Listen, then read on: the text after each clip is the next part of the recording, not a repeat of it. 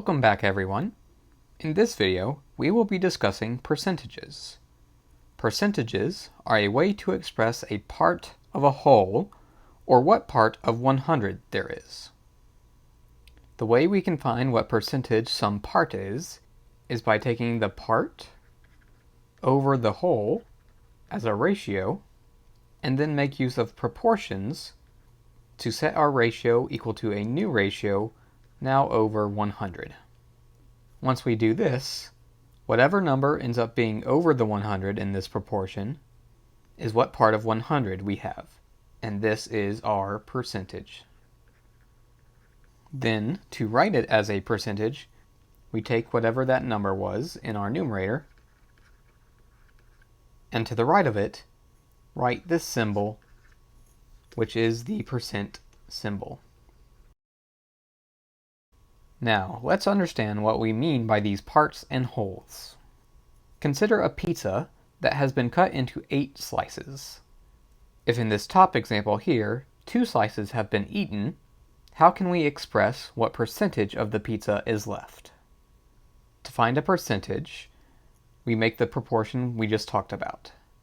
Here, the part is how many slices of the pizza are left. In this case, there are 6 slices, so that will go on our numerator in the part over whole. The whole here was how many slices there were in the whole pizza, which was 8. So our ratio of the number of slices that were left to the whole pizza is 6 over 8. Then setting up the rest of our proportion, this is going to be equal to another fraction now over 100. We don't know what part of 100 we have, so we're just going to leave this as x and solve for that. Now we can use cross multiplication. The 8 will multiply the x, and that will be equal to the 6 multiplying the 100, which gives 600. Dividing both sides by 8 will give us our answer for x, which is 75. This will be the part out of 100 left of our pizza, and now to write it as a percent, we'll just write 75 and the percent symbol. And this is what percentage of the pizza is left. Let's now consider the same pizza example where another 2 pieces have been eaten, totaling 4 being eaten and 4 being left. We can repeat the same process, taking the 4 leftover pieces as our part over the whole, which was the total 8 pieces. Now that is going to be equal to some percentage x over 100. Again, we can cross multiply. The 8 multiplies the x, so 8x equals 4 times 100, which is 400. Now divide both sides by 8 to get x by itself, and we find that in this case, x equals 50. So what we find here is that there is 50% of the pizza left. We have a lower number than the 75% we saw before because there is less of the pizza left. When dealing with percentages, 0% would be nothing, and as the number increases, we have more of the whole. 50% would be half, which makes sense as we just saw we got 50% when half the pizza was left, and 100% would be the entire whole. Now that we understand a bit more about percentages, there is another equivalent way of calculating them aside from using proportions. If we have a decimal, or a fraction that we can calculate the decimal for, we can turn that decimal into a percent by multiplying the decimal by 100. Let's take a look at one of the ratios we had in our pizza example, 6 over 8. If we plug that into our calculator, we will see that this is equivalent to the decimal 0.75. Now to turn this into a percent, I should just take the decimal 0.75 and multiply by 100. After I do that, I will see that I get 75, and to make note that it's a percent, use the percent sign, and sure enough, this 75% is what we saw for this ratio using proportions. Equivalently, to quickly do the multiplication by 100, we will get the same result as if we simply took the decimal and moved it 2 places to the right. So moving this decimal from between the 0 and 7 to the right of 5 will give me a new number that's 075, and the decimal is now here. But this number is just the same as 75, and since I've turned it into a percent by doing this, make sure to use the percent symbol. It's important to note that we cannot use percentages in calculations without turning them back into decimals first. So in order to go from percents to decimals, this time we will do this by dividing by 100. To see how this is done, consider 3.8%, and we now want to turn this into a decimal. We'll take the number in front of the decimal sign, the 3.8, and simply divide by 100.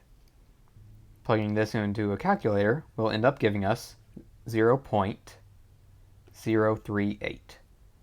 And this is no longer a percent, so we drop the percent sign.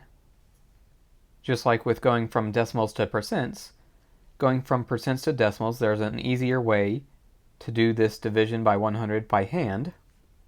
We'll take whatever number is in front of the percent, and this time move the decimal 2 places to the left.